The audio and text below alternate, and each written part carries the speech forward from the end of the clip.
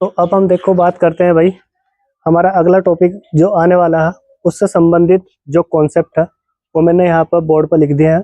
ठीक है, उन्हें मैं आप लोगों को अभी समझाता हूँ। देखो जरा ध्यान से, अगर हमारे पास कोई अम्लीय पदार्थ हुआ, कोई अम्ल हुआ, तो उसके लिए हम निकाल लेंगे अक्षारीयता। कोई भी अम्लीय पदार्थ अगर हमारे पास होगा तो उसके लिए हम अक्षारीयता निकाल लेंगे।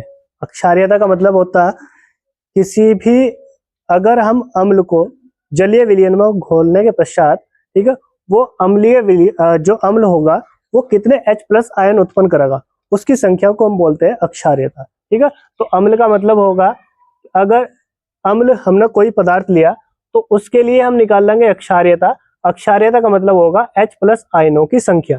ठीक है, तो अम्ल के लिए हम निकाल लेंगे अक्षारीयता। ठीक है, ये पॉइंट आप लोगों को ध्यान रखना। और अक्षारीयता का मतलब होगा H+ आयनों की संख्या। ठीक है, कोई भी अम्ल किसी भी जलीय विलयन में कितने H+ आयन उत्पन्न करेगा, ठीक है, उसे ही हम बोल लेंगे उसकी अक्षारीयता। ठीक है, फिर इसके बाद अक्षार के लिए हम निकाल लेंगे अम्लीयता। अगर कोई अक्षारीय पदार्थ है हमारा, उसे अगर हम जलीय विलयन में घोल रहे तो घोलने के पश्चात वो कितने OH- आयन उत्पन्न कर रहा, तो उनकी संख्या को हम बोल लेंगे उसकी अम्लीयता। अक्षार के लिए हम क्या निकाल लेंगे, अम्लीयता। ठीक है, जो कि क्या होगी, OH- आयनों की संख्या।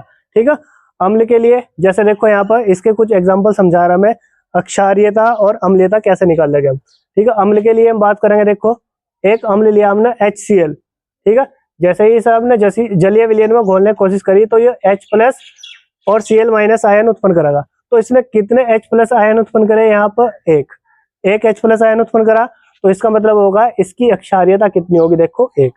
इसी प्रकार से हमने दूसरा यहाँ पर एक अम्ल लिया H2SO4, ठीक है, H2SO4 को जैसे जलीय विलयन में घोला तो ये 2H+ आयन और SO4 2- आयन उत्पन्न करेगा।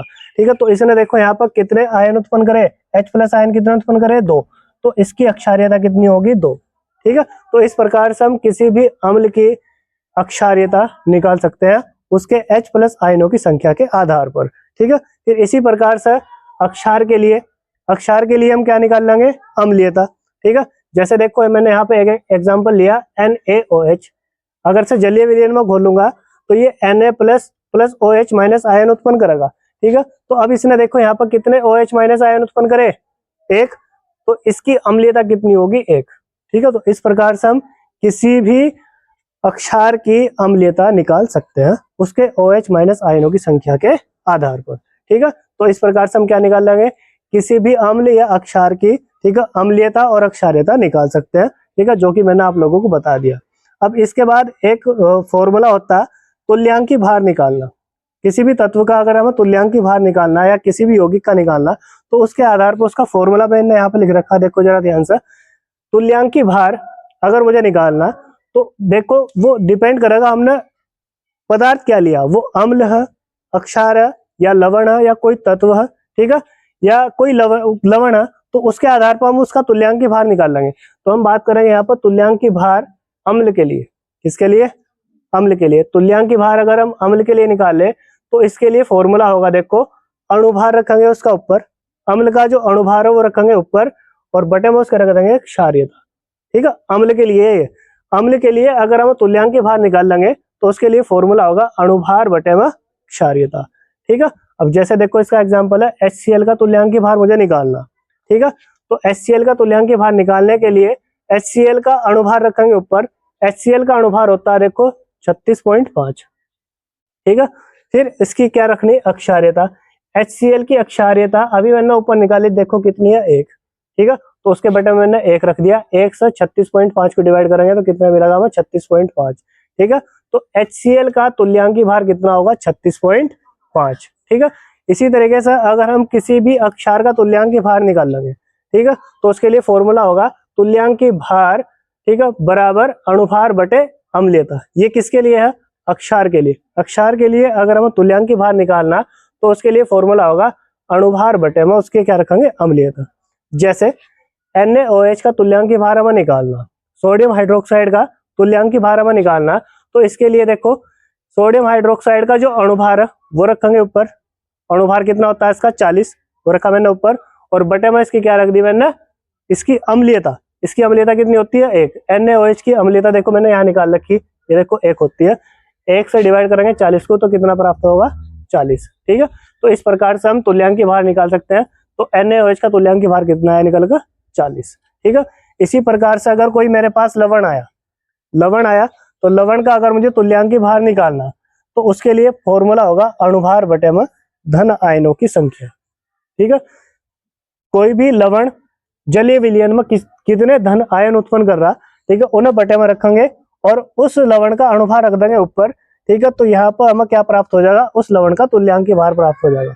तो लवण के लिए तुल्यांकी भार के लिए फॉर्मूला क्या होगा, तुल्यांकी भार बराबर अणुभार बटे में धन आयनों की संख्या। ठीक है, इससे अलग अगर कोई मेरे पास तत्व आ गया, तत्व का अगर मुझे तुल्यांकी भार निकालना तो उसके लिए फॉर्मूला होगा तुल्यांकी भार बराबर अणुभार बटे में तत्व की संयोजकता। उस तत्व की संयोजकता क्या होगी, ठीक है, उसे रखेंगे बटे में और उसका अणुभार रख देंगे ऊपर। तो उससे हम क्या निकाल सकते हैं, किसी भी तत्व का तुल्यांकी भार निकाल सकते हैं। ठीक है, इसी प्रकार से एक फॉर्मूला आप लोगों के अगले टॉपिक में यूज होगा। ठीक है, वो लिखा हुआ नीचे देखो यहाँ पर, विलेय पदार्थ के ग्राम तुल्यांकों की संख्या, विलेय पदार्थ के ग्राम तुल्यांकों की संख्या बराबर फॉर्मूला होगा भार बटे में तुल्यांकी भार। भार उसके बटे में क्या रखना, तुल्यांकी भार। ये होगा विलेय पदार्थ के ग्राम तुल्यांकों की संख्या का फॉर्मूला। ठीक है, भार बटे तुल्यांकी भार। विलेय पदार्थ के ग्राम तुल्यांकों की जो संख्या, इसे डिनोट करेंगे हम स्मॉल एन से। ठीक है, जो भार होगा स्मॉल डब्ल्यू से प्रदर्शित करेंगे, मतलब विलेय पदार्थ का ही निकलेगा यहाँ पर, और तुल्यांकी भार रख देंगे नीचे। तो फॉर्मूला होगा हमारा एन बराबर स्मॉल डब्ल्यू अपॉन ई। ठीक है, ये तुल्यांकी भार के लिए फॉर्मूला होगा। ठीक है, विलेय पदार्थ के ग्राम तुल्यांकों की संख्या निकाल लेंगे तो उसके लिए फॉर्मूला होगा एन बराबर स्मॉल डब्ल्यू अपॉन ई। ठीक है, अब इसे नोट करो, इसके बाद मैं आप लोगों को टॉपिक पढ़ाऊंगा इस आगे, नोट करो। तो अब हम बात करते हैं, देखो भाई, विलयन की नॉर्मलता की, कि विलयन की नॉर्मलता क्या होती है, इसे समझते हैं पहले ध्यान से। विलयन की नॉर्मलता, जिसे इंग्लिश में बोलते हैं नॉर्मेलिटी ऑफ सॉल्यूशन। ठीक है, तो इसे भी हम आराम से समझेंगे। सबसे पहले इसका लिखेंगे फॉर्मूला, विलयन की नॉर्मलता,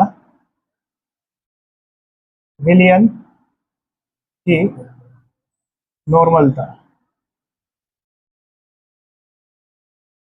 विलयन की नॉर्मलता। ठीक है, विलयन की नॉर्मलता जिसे हम डिनोट करेंगे कैपिटल एन से, इक्वल टू फॉर्मूला होगा विलेय के ग्राम, विलेय के ग्राम तुल्यांकों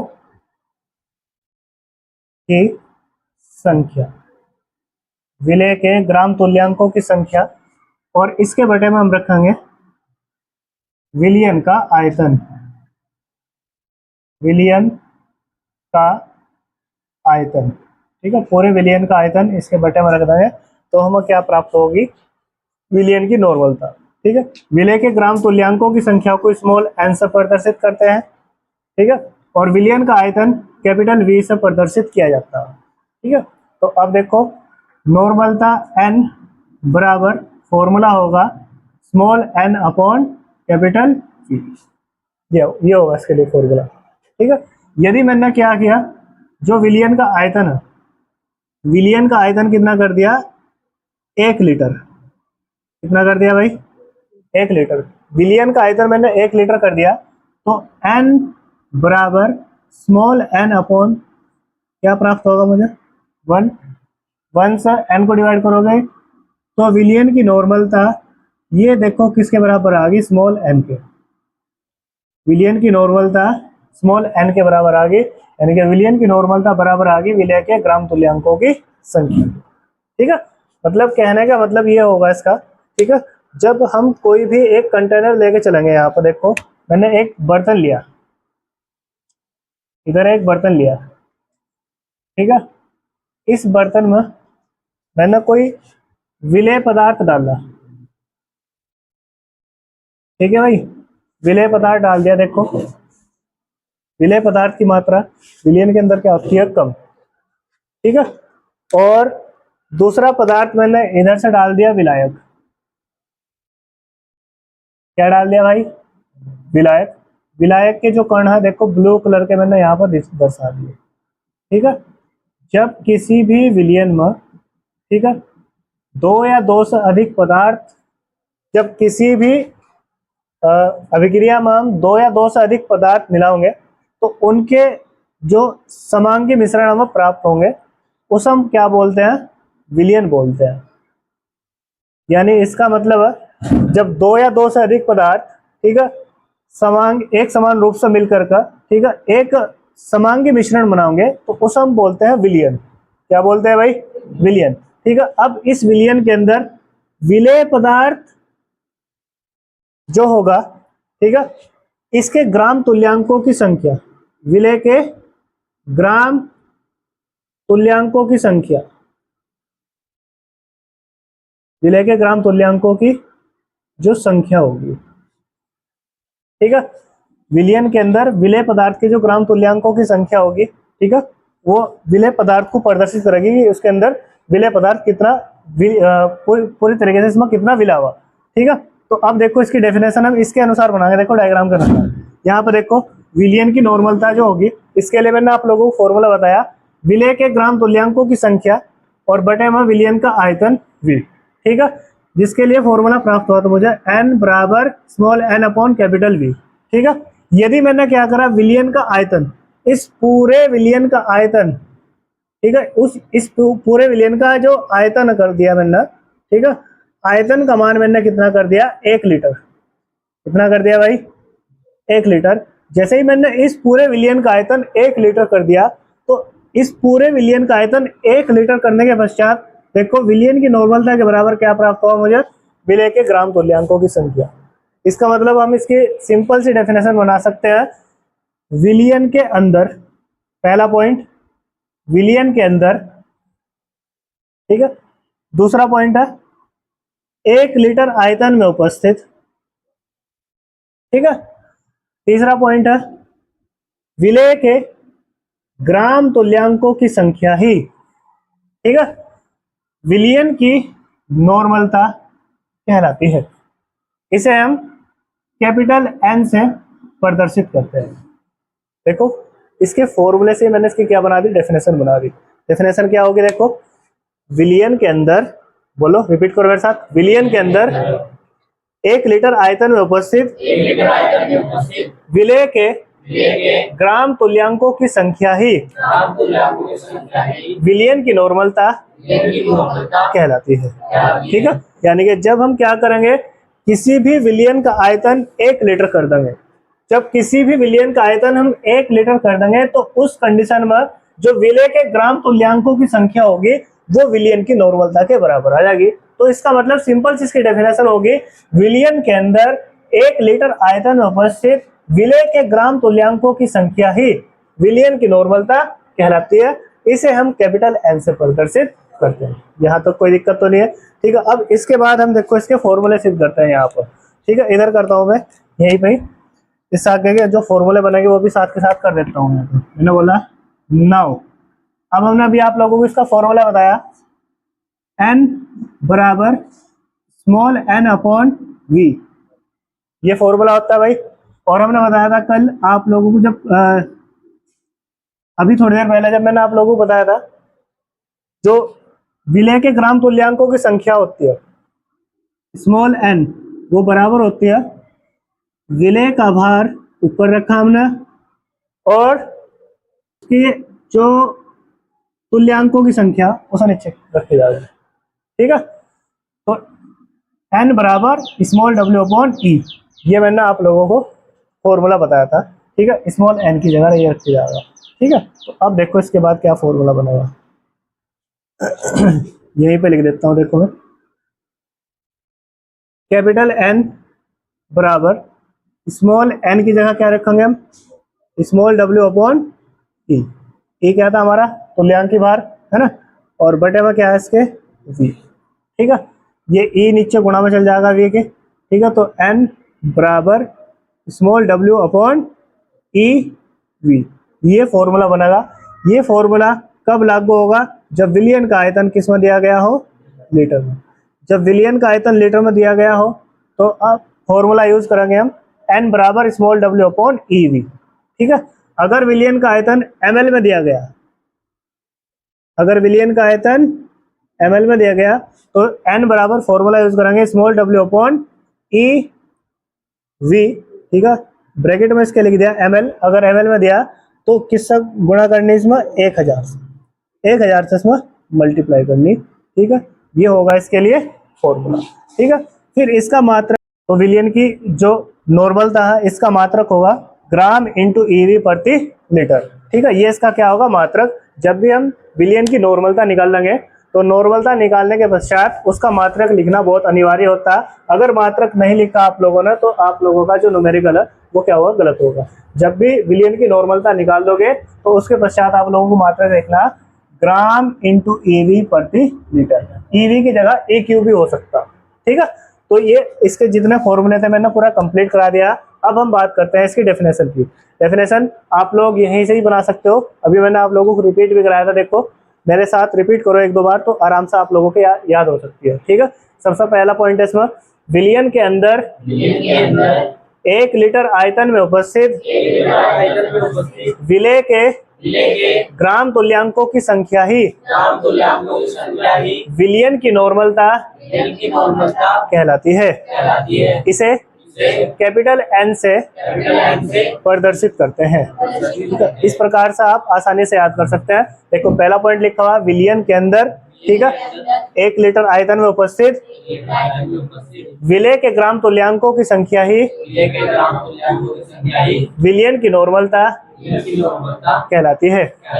इसे कैपिटल N से प्रदर्शित करते हैं। ठीक है, अब मैं लिख के दिखाता हूँ आप लोगों को डेफिनेशन। ठीक है, यहीं पे लिख देता हूँ, विलियन के अंदर, विलियन के अंदर 1 लीटर आयतन में उपस्थित, 1 लीटर आयतन में उपस्थित, 1 लीटर आयतन में उपस्थित विलेय के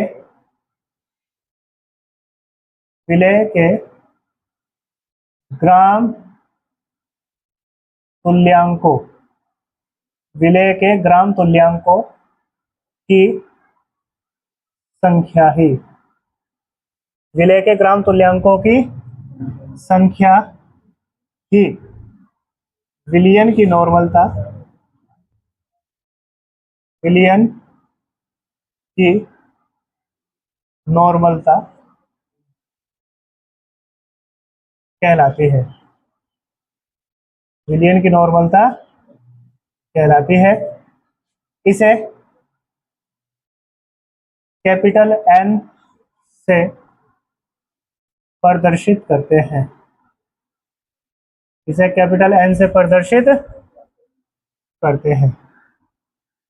ठीक है, ये इसकी क्या होगी डेफिनेशन, अर्थात करके फिर इसका क्या लिखोगे आप लोग, फॉर्मूला। विलियन की नॉर्मलता बराबर फॉर्मूला होगा विलेय के ग्राम तुल्यांकों की संख्या अपॉन विलियन का आयतन। इसके बाद फॉर्मूले मैंने जनरेट कर रखे हैं। ठीक है, तो इस प्रकार से विलियन की नॉर्मलता की डेफिनेशन आप अपने आप बना सकते हो। ठीक है, अब आप लोग नोट कर लीजिए, नोट कर लो भाई।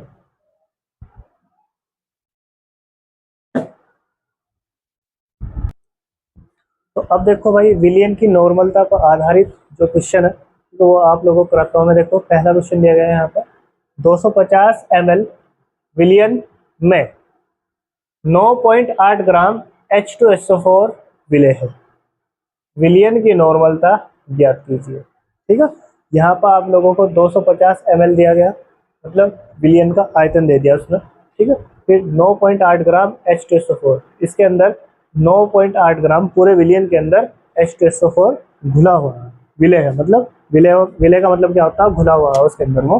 तो हमें क्या करना है, विलियन की नॉर्मलता ज्ञात करनी है।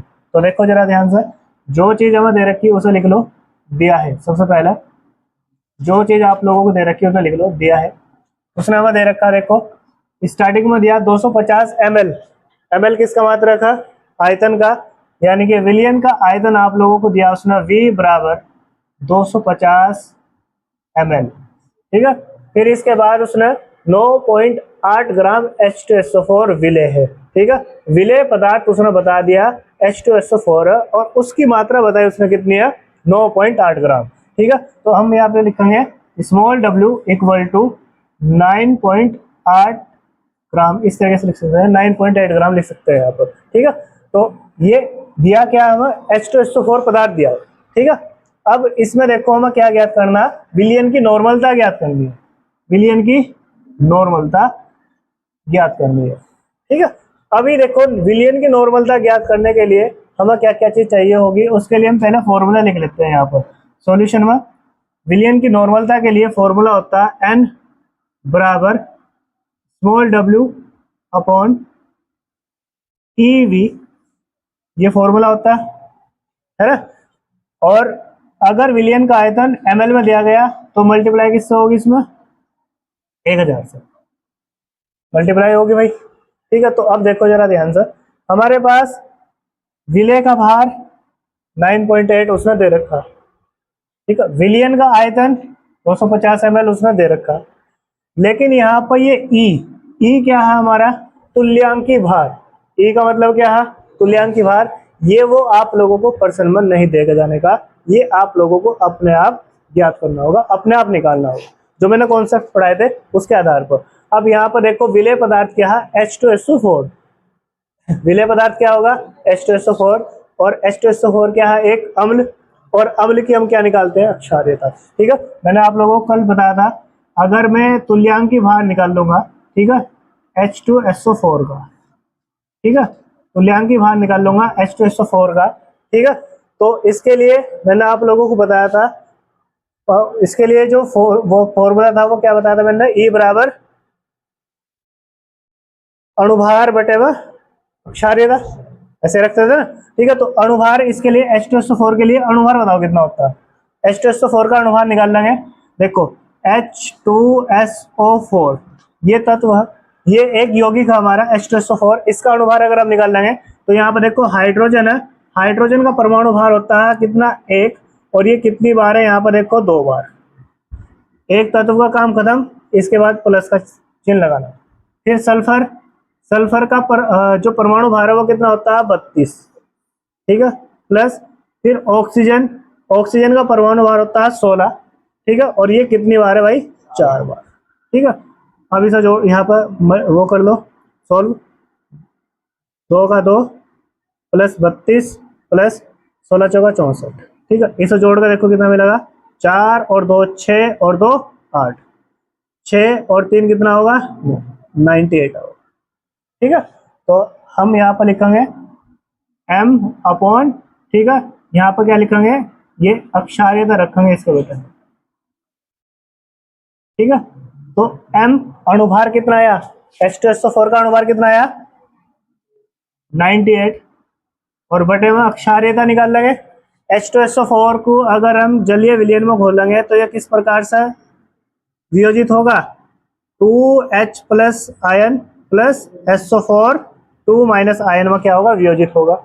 इसने कितने H प्लस आयन उत्पन्न करे, 2, तो इसकी अक्षार्यता कितनी हुई, 2। जब इसकी अक्षार्यता 2 होगी तो इसके बटे में हम 2 रखेंगे भाई, 2 से इसे काटोगे 2 एकम 2, 2 चौक 8 और 2 नीम 18, ठीक है। तो यहाँ पे जो हमारा तुल्यांकी भार प्राप्त होगा H2SO4 का, ठीक है, वो कितना होगा, 49 ये प्राप्त होगा, ठीक है। अब हम आराम से विलयन की नॉर्मलता निकाल सकते हैं, ठीक है। तो यहाँ पे देखो विलयन की नॉर्मलता के लिए विलेय का भार कितना दिया हमें, 9.8, ठीक है, और तुल्यांकी भार अभी हमने निकाला, देखो कितना है यहाँ पर 49। विलयन का जो आयतन है वो कितना दे रखा आप लोगों को, देखो 250, और गुणा में कितना होगा इसके, 1000। यहाँ तक कोई दिक्कत किसी को, मैंने कहा यहाँ से पॉइंट हटाओ, एक जीरो यहाँ पर बढ़ा दो, ठीक है। 9.8 की मैंने जीरो हटा दी, तो पॉइंट हटा दी तो जीरो नीचे बढ़ा दी, ठीक है। अब देखो 2 जीरो से ये 2 जीरो कैंसिल, ठीक है, 49 कम 49, 49 दूनी 98, 2 बार कट जाएगा ये, ठीक है। यहाँ पर 5 पंजे 25 और इसे काटेंगे 5 दूनी, इस तरीके से कटेगा। ठीक है, तो जो विलियन की नॉर्मल था, 2 दूनी कितना होगा यहाँ पर 4, और बटे में क्या बचेगा इसके 5। ठीक है, 5 से आप लोग 4 को डिवाइड करोगे तो 0.5 40। तो विलियन की नॉर्मलता आप लोगों को प्राप्त होगी 0.8 ग्राम इंटू ईवी प्रति लीटर। ये लिखना अनिवार्य है। अगर ये आपने मात्रक नहीं लिखा तो पूरा क्वेश्चन सॉल्व करवा आप लोगों का गलत हो सकता है। ठीक है, इस प्रकार से क्वेश्चन करना है, नोट करो। तो अब हम बात करते हैं, देखो अगला क्वेश्चन है 500 ml N/20 विलियन बनाने के लिए CaOH का होल्टवाइज की कितनी मात्रा की आवश्यकता होगी। कोई विलियन है हमारे पास, उस विलियन का जो आयतन है वो आप लोगों को दिया गया है यहाँ पर 500 ml। ठीक है, फिर उसको बोला N/20। ठीक है, N/20 का मतलब है यहाँ पर जो N/20 दिया गया, ये विलियन की नॉर्मलता दी गई है। विलियन की नॉर्मलता के लिए मात्रक कैपिटल N भी होता है, इतना भी ध्यान रखना। ठीक है, यानी कि यहाँ पर उसने विलियन की नॉर्मलता दे दी आप लोगों को 1/20, और यहाँ पर इसके गुणा में लिख दिया है N, इस तरीके से लिखा हुआ। गुणा में लिखोगे तो वही मिलेगा ऊपर आप लोगों को। ठीक है, तो उसने आप लोगों को विलियन की नॉर्मलता दी, इस बार विलियन की नॉर्मलता दे दी N/20। ठीक है, इसे बनाने के लिए CaOH का होल्टवाइज यानी कि कैल्शियम हाइड्रोक्साइड की कितनी मात्रा की आवश्यकता होगी, यानी कि विलेय पदार्थ उसमें कितना मिलाया गया, विलेय पदार्थ की मात्रा आप लोगों को निकालनी है इसमें। ठीक है, चलो अब जो चीज हमें दे रखी है उसे आराम से लिखेंगे, फिर उसके बाद सॉल्व करेंगे। अब देखो जरा ध्यान से, आंसर को दिया है। सबसे पहले उसने विलियन का आयतन हमें दे दिया। विलियन का आयतन हमें दे रखा है, उसने कितना दिया, देखो विलियन का आयतन 500 ml। ठीक है, फिर उसने दिया N/20। N/20 का मतलब है विलियन की नॉर्मलता दी थी उसने। ठीक है, विलियन की नॉर्मलता N बराबर दे दिया उसने 1/20। ठीक है, इसे N ऐसा भी लिख सकता हूँ मैं, 1/20 N। विलियन की नॉर्मलता का मात्रक N भी होता है, इसे भी ध्यान रखना आप लोग। ठीक है, तो विलियन बनाने के लिए कैल्शियम हाइड्रोक्साइड की कितनी मात्रा की आवश्यकता होगी, यानी कि हम विलेय पदार्थ की मात्रा ज्ञात करनी है CaOH का होल्टवाइज, ये आप लोगों को ज्ञात करना है। ठीक है, कितना होगा। और अगर हमें विलियन की नॉर्मलता निकालनी तो उसके लिए हम तुल्यांकी भार भी निकालते हैं, और तुल्यांकी भार किसका निकालते हैं, जो विलेय पदार्थ हमें दिया जाएगा। विलेय पदार्थ क्या दिया उसने, कैल्शियम हाइड्रोक्साइड। ठीक है, तो इसके सापेक्ष में लिख दो CaOH का होल्टवाइज। ठीक है, इसे हम निकाल लेंगे, तो इसका अणुभार रखेंगे ऊपर, और बटे में क्या रखेंगे, इसकी अम्लीयता, क्योंकि ये एक अक्षारीय पदार्थ है, अक्षार की हम निकालते हैं अम्लीयता। ठीक है, तो इसका अणुभार निकाल लेंगे। देखो CaOH का होल्टवाइज, इसका जब अणुभार निकाल लेंगे हम तो देखो कैसे निकलेगा। कैल्शियम के लिए परमाणु भार होगा 40, कैल्शियम का परमाणु भार होता है 40। ठीक है, फिर प्लस OH ब्रैकेट के अंदर लिखा हुआ, आप भी ब्रैकेट के अंदर लिखो, O का परमाणु भार होता है 16, प्लस H का परमाणु भार होता है कितना, 1। ठीक है, इसकी गुणा कितने तो रखी, 2 था, तो 2 तो ये आप मल्टीप्लाई कर दोगे। ठीक है, तो यहाँ पर देखो 40 प्लस 16 और 1 17। ठीक है, इसकी गुणा कितने जगह होगी, 200। ठीक है, तो यहाँ पर 40 प्लस 17 तो नहीं कितना होगा, 34। ठीक है, जोड़ कर कितना होगा, 74, यानी कि 74 ये और। ठीक है, तो हम यहाँ पे बोल लेंगे जो तुल्यांकी भार होगा इसका। ठीक है, अणुभार रखा ऊपर। ठीक है, 74। अब इसके जो अम्लीयता होगी वो कैसे निकाल लेंगे हम, इसे अपघटित करके देख लेंगे। CaOH का होल्टवाइज, इसे जैसे ही हम अपघटित करेंगे तो Ca2 प्लस आयन उत्पन्न करेगा ये, प्लस 2OH माइनस आयन में क्या होगा, अपघटित होगा। अब कितने हाइड्रोक्साइड आयन उत्पन्न करे इसने, 2। ठीक है, तो इसके बटे में क्या आ जाएगा, यहाँ पर 2 से डिवाइड करोगे, 2 एकम 2, इसका 8, 2 तिया 6, 2 सते 14। ठीक है, तो तुल्यांकी भार E CaOH का होल्टवाइज ये क्या प्राप्त हुआ मुझे, 37 ये प्राप्त हुआ। और विलियन की नॉर्मलता मुझे क्या करनी है, दे रखी उसने विलेय पदार्थ की मात्रा निकालनी है मुझे इसमें, ठीक है। चलो फॉर्मूले पे चलते हैं, हम फॉर्मूले से कैलकुलेट करेंगे ऐसा। मैंने कहा अब सॉल्यूशन में देखो फॉर्मूला होगा इसका n बराबर small w upon E V, और गुणा में कितना होगा इसके 1000, क्योंकि विलियन का आयतन मुझे क्या में दे रखा है उसने ml में, ठीक है। तो मैंने यहाँ पर मान रखा n बराबर स्मॉल w का मान कितना है देखो, निकालना है तो चलो कोई बात नहीं, n का मान उसने हमें दे रखा, तो हम n का मान रखेंगे 1/20 रख दो आराम से। फिर बटे में यहाँ ई का मान कितना निकाला मैंने देखो 37, v का मान कितना है देखो 500, ठीक है। गुणा में कितना है इसके 1000। चलो भाई कैलकुलेट करो, 2 0 से 2 0 कैंसिल, 5 एकम 5 5 2, ठीक है।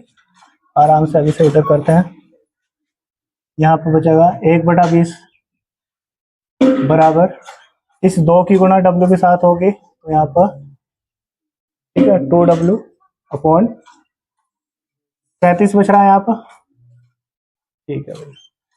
चलो क्रॉस मल्टीप्लाई कर लो, इसकी गुना इधर इसकी गुना इधर, ठीक है।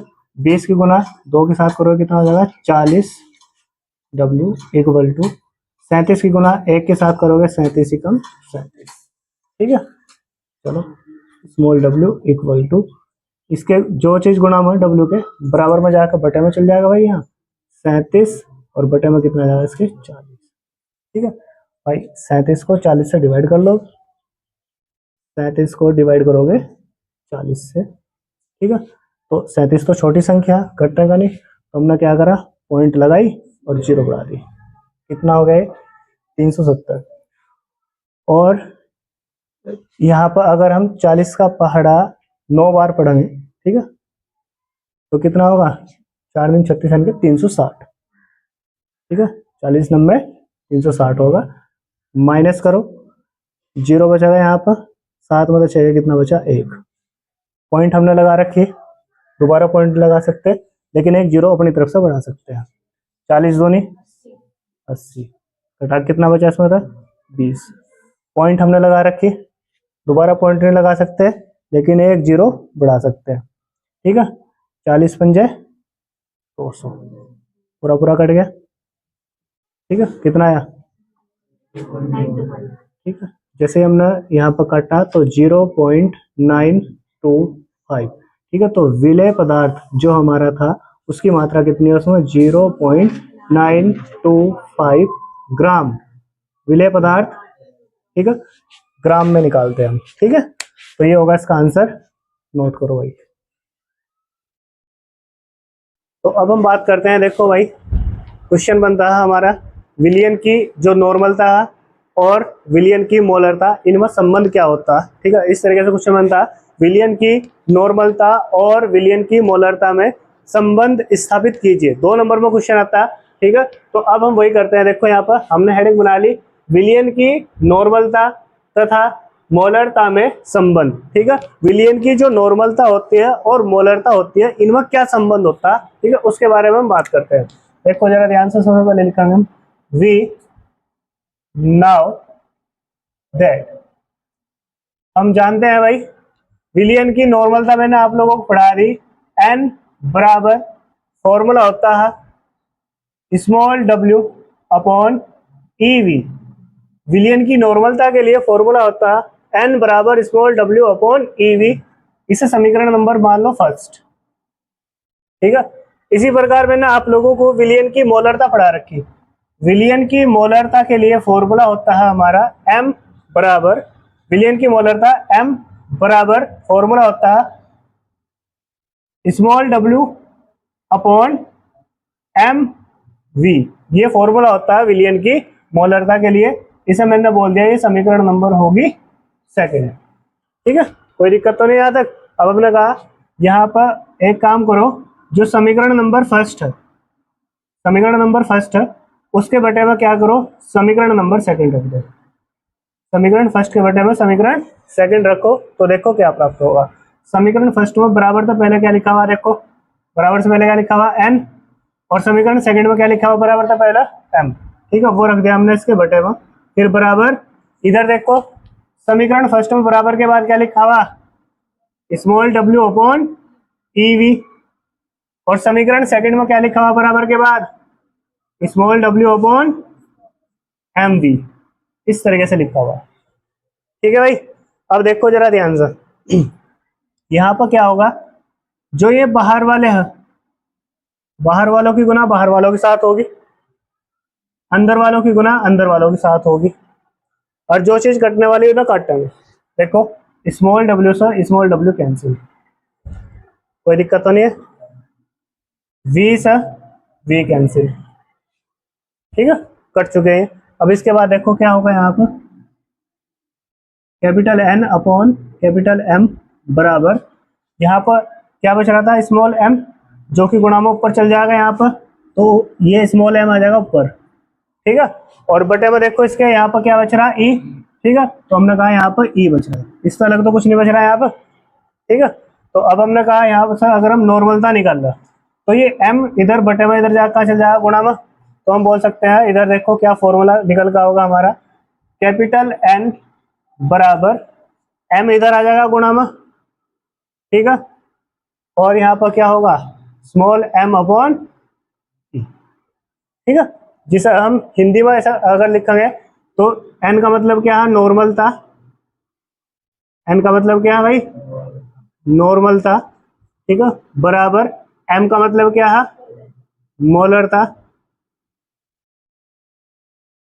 स्मॉल m का मतलब क्या है यहाँ पर अणुभार, अणुभार भी किसका विलेय पदार्थ का, अणुभार भी किसका है ये विलेय पदार्थ का, ठीक है, और बटे में यहाँ देखो ई का मतलब क्या है तुल्यांकी भार, और तुल्यांकी भार भी किसका होगा विलेय पदार्थ का, ठीक है। तो विलयन की नॉर्मलता और मोलरता में ये संबंध होता है, ठीक है, इतना करना आप लोगों को, नोट करो हेंस प्रूफ। अब हम बात करते हैं, देखो भाई मोल अंश या मोल प्रभाज क्या होता है, जिसे इंग्लिश में बोलते हैं मोल फ्रैक्शन, ठीक है, इसे देखो जरा ध्यान से समझते हैं मोल अंश या मोल प्रभाज क्या होता है, ठीक है। इसका भी सबसे पहले हम फॉर्मूला लिखेंगे, देखो ध्यान से मोल अंश, ठीक है, या मोल प्रभाज,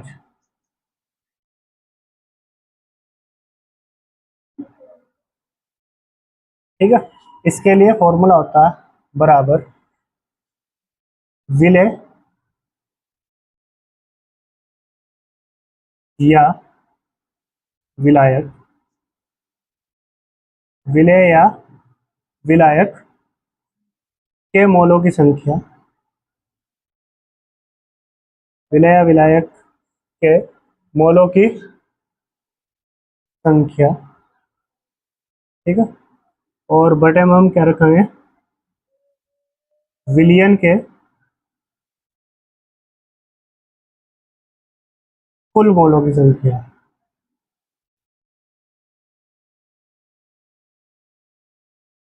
विलियन के कुल मोलों की संख्या, ठीक है, ये होता है इसका फॉर्मूला मोल अंश या मोल प्रभाज का, ठीक है। अब इसमें देखो जरा ध्यान से, सबसे पहला हम क्या करते हैं एक कंटेनर लेके चलते हैं, इस कंटेनर को साथ में रखना तुम्हें पूरे चैप्टर में, जब तक ये कंटेनर तुम्हारे साथ रहेगा तब तक विलियन के बारे में अच्छा समझ में आओगे आप लोगों को, ठीक है। इस विलियन के देखो यहाँ पर एक कंटेनर लिया, इसमें मैंने इधर से कोई विलेय पदार्थ डाल दिया, ठीक है, विलेय पदार्थ को नाम दे दिया मैंने ए, ठीक है, इधर से मैंने कोई विलायक पदार्थ डाल दिया,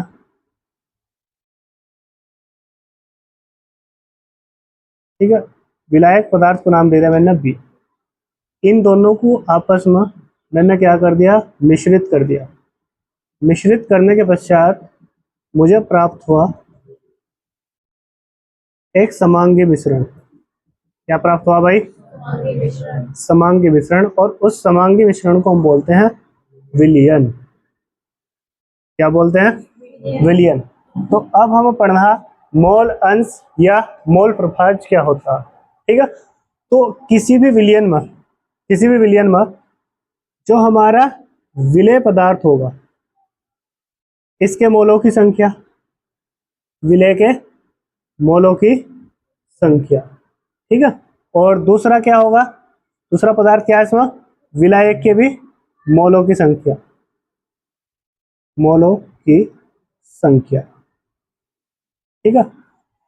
विलेय या विलायक के मोलों की संख्या जो होगी, ठीक है, विलेय के मोलों की संख्या को मैं प्रदर्शित करूंगा स्मॉल एन ए से, ठीक है। मैंने यहाँ पर स्मॉल एन ए बोल दिया, सापेक्ष में लिख दिया इसके यहाँ पर, ठीक है, क्योंकि हमने विलेय पदार्थ ए लिया था, ठीक है। और पदार्थ के मोलों की संख्या को हम एन से प्रदर्शित करते हैं। इसी प्रकार से विलायक पदार्थ को मैंने प्रदर्शित कर दिया यहाँ पर एन बी से, ठीक है, एन बी से प्रदर्शित कर दिया, क्योंकि विलायक पदार्थ मैंने लिया था इसमें बी, ठीक है। इस तरीके से हमने से क्या कर दिया, प्रदर्शित कर दिया। तो अब देखो जरा ध्यान से, अगर मुझे क्या करना, किसी भी विलयन में विलेय या विलायक के मोलों की संख्या निकालनी, विलेय या विलायक के मोल अंश या मोल प्रभाज निकालना है अगर हमें, तो उसके लिए हमें विलेय या विलायक के मोलों की संख्या पता होनी चाहिए, ठीक है। और उस पूरे विलयन के जो कुल मोलों की संख्या है, ठीक है, वो हमें पता होनी चाहिए। तो उससे हम क्या निकाल सकते हैं, मोल अंश या मोल प्रभाज निकाल सकते हैं, ठीक है। मोल अंश या मोल प्रभाज के लिए फॉर्मूला मैंने आप लोगों को बताया, देखो, मोल अंश या मोल प्रभाज विलेय या विलायक के मोलों की संख्या वो रखेंगे हम ऊपर, ठीक है, और बटे में रख देंगे विलयन के कुल मोलों की संख्या, तो हमें प्राप्त होगा मोल अंश या मोल प्रभाज, ठीक है। मोल अंश या मोल प्रभाज प्राप्त होगा, वो किसका प्राप्त होगा, या तो विलेय का होगा या विलायक का होगा, ठीक है। जैसे देखो, अगर मुझे ये जो मोल अंश है या मोल प्रभाज है, इसे हम प्रदर्शित करेंगे एक्स, किससे प्रदर्शित करेंगे भाई, एक्स से प्रदर्शित करेंगे। मान लो मुझे विलेय पदार्थ के मोल अंश निकालने, विलेय पदार्थ के मोल अंश निकालने, तो विलेय पदार्थ को हमने प्रदर्शित कर रखा एस, किससे प्रदर्शित कर रखा एस, तो मैंने ऐसा एक्स ऐसे प्रदर्शित कर दिया बराबर, ठीक है, विलेय या विलायक के मोलों की संख्या। अब मैं निकालना किसके, यहाँ पर देखो बताओ, विलेय के, विलेय का मोल अंश निकाला, तो यहाँ ऊपर भी आप लोग विलेय के ही मोलों की संख्या रखोगे एन ए, ठीक है, और इसके बटे में विलयन के कुल मोलों की संख्या। कुल मोलों की संख्या कैसे निकाल लोगे, आप लोग विलेय के मोलों की संख्या में विलायक के मोलों की संख्या को जोड़ दोगे, तो कुल मोलों की संख्या निकल जाएगी। तो हम लोग बोलते हैं यहाँ पर N A plus N B, ये फॉर्मूला होगा इसका, ठीक है। ये किसके लिए लिखा मैंने, विलेय के लिए, किसके लिए लिखा है फॉर्मूला मैंने, विलेय के लिए। अगर मुझे विलेय के मोल अंश निकालना, विलेय पदार्थ का मोल अंश या मोल प्रभाज निकालना, तो उसके लिए फॉर्मूला होगा यहाँ पर X A equal to N A upon N A plus N B, ये फॉर्मूला होगा, ठीक है। विलेय पदार्थ के अगर मोल अंश निकालने, तो ऊपर रखेंगे हम विलेय पदार्थ का विलेय पदार्थ के मोलों की संख्या, और बटे में इसके कुल मोलों की संख्या रख देंगे। इसी प्रकार से अगर हम विलायक के लिए निकाल लेंगे, विलायक के मोल अंश निकाल लेंगे, विलायक के लिए, ठीक है। विलायक के लिए अगर हम बात करेंगे यहाँ पर, तो विलायक के लिए देखो, विलायक हमने किस चीज से डिनोट कर रखा है, यहाँ पर बी से, बी से डिनोट कर रखा, तो एक्स बी बराबर हमें क्या प्राप्त होगा, यहाँ पर एन बी ऊपर रखा और बटे में N A plus N B, विलयन के कुल मोलों की संख्या रख दी नीचे, ऐसा हमें प्राप्त होगा, ठीक है। और एक बात का ध्यान रखना जरा, किसी भी विलयन में ध्यान रखना, अगर हम मोल अंश निकाल लेंगे, ठीक है, तो विलेय का जो मोल अंश होगा प्लस विलायक का जो मोल अंश होगा या मोल प्रभाज होगा, इन दोनों का योगफल हमेशा एक के बराबर होगा। किसके बराबर होगा भाई, एक के, ठीक है। विलेय के मोल अंश प्लस विलायक के मोल अंश को अगर हम दोनों को जोड़कर देखते हैं, तो योगफल एक के बराबर होगा। अगर किसी का एक से अधिक आ रहा, मतलब क्वेश्चन गलत हो चुका, ठीक है। विलेय या विलायक के मोल अंश या मोल प्रभाज को अगर हम निकाल लेंगे अलग अलग करके, तो वो एक से कम होगा हमेशा, विलेय का हो या विलायक का हो, वो एक से कम होगा, ठीक है। और अगर कुल विलयन का हम मोल अंश या मोल प्रभाज निकालना है तो वो उनका विलय और विलायक का जोड़ करके योगफल कितना होगा, 1 के बराबर होगा। बस इतना ध्यान रखना, ठीक है। फिर बात आती है इसके मात्रक की। इसका मात्रक क्या होगा, ठीक है। अब यहाँ पर ध्यान रखना, मोल अंश या मोल प्रभाज, अगर इसका मात्रक निकालने की कोशिश करेंगे तो ऊपर देखो, विलय या विलायक के मोलों की संख्या, मोलों की संख्या का मात्रक होता है मोल, और बटे में क्या लिखा हुआ, विलयन के कुल मोलों की संख्या। यहाँ भी मोलों की संख्या का मात्रक क्या होगा, मोल। मोल से मोल कैंसिल, क्या बचेगा, 0। तो ध्यान रखना, यहाँ मोल अंश या मोल प्रभाज का अगर मात्रक पूछा जाएगा तो आप लोग ध्यान रखना, इसका कोई मात्रक नहीं होता, इसका कोई मात्रक नहीं होता, इतना ध्यान रखिए, ठीक है। वहां बहुत सारे 4 ऑप्शन दे देता, आप लोगों को पूछ लिया था कि मोल अंश या मोल प्रभाज का जो मात्रक है वो क्या होता है, तो आप लोग वहां पर कोई ना कोई ऑप्शन सिलेक्ट करने की कोशिश करोगे तो लास्ट में लिखा हुआ ऑप्शन आता है इनमें से कोई नहीं, या इसका कोई मात्रक नहीं होता, इस तरीके से आएगा तो वही इसका आंसर होगा, ठीक है। मोल अंश या मोल प्रभाज का कोई मात्रक नहीं होता, और कारण मैंने तुम्हें बता दिया क्यों नहीं होता, क्योंकि देखो ऊपर भी मोलों की संख्या, नीचे भी मोलों की संख्या, और इनका मात्रक मोल होता है, तो मोल कट कर क्या होगा, 0, ठीक है। तो इसका कोई मात्रक नहीं होता यहाँ पे।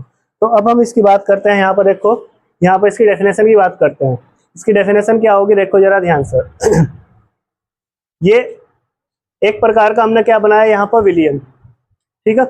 अब इस विलियन के अंदर हम बात करेंगे, देखो विलियन में उपस्थित, बोलो मेरे साथ, देखो पहला पॉइंट है, विलियन में उपस्थित विलय या विलायक, विलियन में उपस्थित विलय या विलायक के मोलों की संख्या तथा विलियन के कुल मोलों की संख्या, इन दोनों के अनुपात को मोल अंश या मोल प्रभाज कहते हैं। इसे x से प्रदर्शित करते हैं, ठीक है। यानी कि जब कोई चीज बटे में लिखी हो, एक दूसरे के बटे में लिखी हो, तो उसे बोलते हैं उसका अनुपात। क्या बोलते हैं भाई, अनुपात। तो इसकी सिंपल सी डेफिनेशन है, विलियन में उपस्थित विलय या विलायक के, बोलो मेरे साथ रिपीट करो, विलियन में उपस्थित विलय या विलायक के मोलों की संख्या तथा विलियन के कुल मोलों की संख्या, इन दोनों के अनुपात को विलय या विलायक का मोल अंश या मोल प्रभाज कहते हैं। इसे x से प्रदर्शित करते हैं, ठीक है। बस इतनी इसमें डेफिनेशन बोलनी है, दोबारा रिपीट करेंगे, विलियन में उपस्थित विलय या विलायक के मोलों की संख्या तथा विलियन के कुल मोलों की संख्या, इन दोनों के अनुपात को विलय या विलायक का मोल अंश या मोल प्रभाज कहते हैं। इसे x से प्रदर्शित करते हैं, ठीक है। ये इसकी डेफिनेशन होगी, आराम से बना सकते हो, चाहे तो सूत्र से बना लो और चाहे बना लो इस डायग्राम से, तुम्हारे ऊपर डिपेंड करेगा, ठीक है। देखो यहाँ पर पहले अगर इससे बनाना चाहोगे फॉर्मूले से, देखो वो बनेगी, विलियन में उपस्थित, बोलो विलियन में उपस्थित विलय या विलायक के मोलों की संख्या तथा विलियन के कुल मोलों की संख्या, इन दोनों के अनुपात को विलय या विलायक का मोल अंश या मोल प्रभाज कहते हैं, ठीक है भाई। ये इसकी डेफिनेशन होगी। अब देखो मैं इसे लिख रहा हूँ, वहां पर, वहां से देखिए, ठीक है। देखो जरा ध्यान से,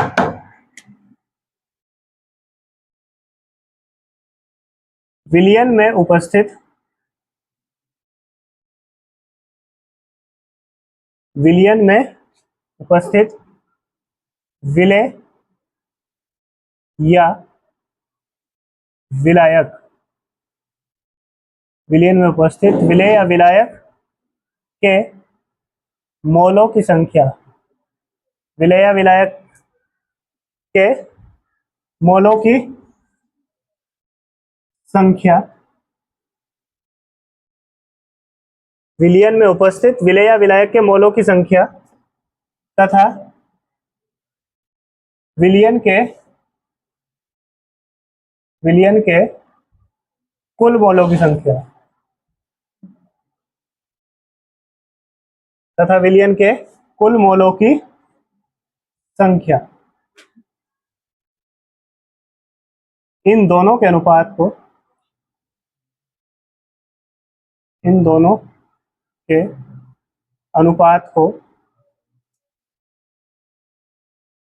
के अनुपात को विलेय या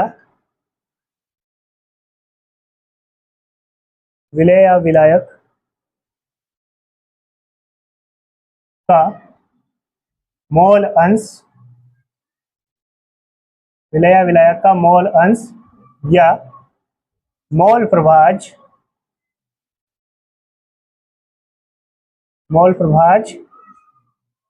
कहते हैं। इसे x से प्रदर्शित करते हैं।